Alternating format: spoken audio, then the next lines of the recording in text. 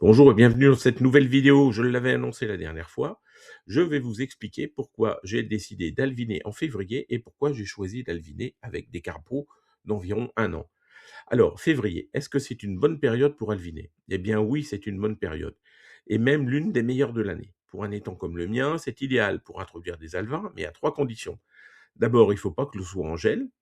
Il faut que la température de l'eau, justement, reste stable, souvent entre 6 et 10 degrés, ce qui est le cas actuellement. Et puis, si l'on procède au travers d'une acclimatation douce. Pourquoi c'est une bonne période? Tout d'abord, les poissons sont au repos. Ils ne sont stressés ni par la chaleur, ni par la reproduction. Il y a aussi moins de prédateurs actifs. Les hérons, les cormorans et les poissons prédateurs sont moins agressifs qu'en pleine saison. Il y a aussi moins de risques de maladies parce que les parasites sont peu actifs en eau froide. Et puis surtout, les alevins, ils vont avoir le temps de s'installer. Ils vont s'habituer tranquillement avant le printemps, avant que la nourriture explose.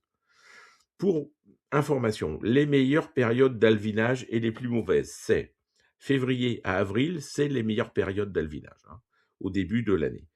Septembre à novembre, c'est très très bien aussi. Mais il faut absolument éviter l'été, parce que c'est trop chaud et que les poissons vont être stressés.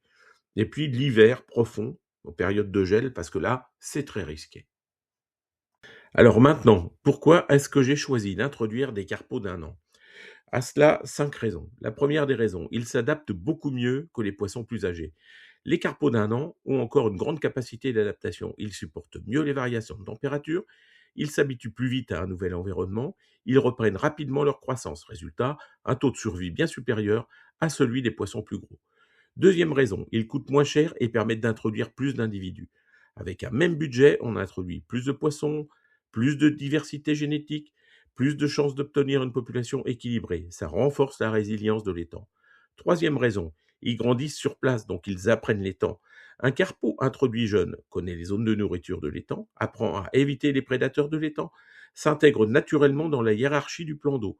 Il devient un poisson parfaitement adapté à son milieu et pas du tout un touriste stressé. Quatrième raison, il ne perturbe pas l'écosystème. Contrairement à l'introduction de grosses carpes, il ne bouleverse pas la chaîne alimentaire, il ne concurrence pas brutalement les autres espèces, il laisse le temps à l'écosystème de s'ajuster. L'équilibre reste stable. Et cinquième raison, ils assurent l'avenir de la population. Les carpeaux d'1 an sont assez jeunes pour avoir une longue vie reproductive, assez grands pour ne pas être mangés tout de suite par les carnassiers, pas du tout mangés par les carnassiers, et parfaits pour renouveler la population sans excès. C'est un investissement, en effet, c'est un investissement durable pour les 10 à 15 prochaines années. Et vous, est-ce que vous procédez de la même façon au niveau de vos étangs? En attendant vos indications, je vous quitte sans oublier de vous inviter à visiter mon site internet www.mon-étang.fr, sans omettre de vous inviter à vous abonner à cette chaîne YouTube si mes vidéos vous intéressent, et sans oublier aussi de vous inviter à venir jeter un coup d'œil à ma page Facebook ou à mon groupe Facebook, qui s'appelle tous les deux de la même façon, à savoir un étang, une passion. À bientôt les amis.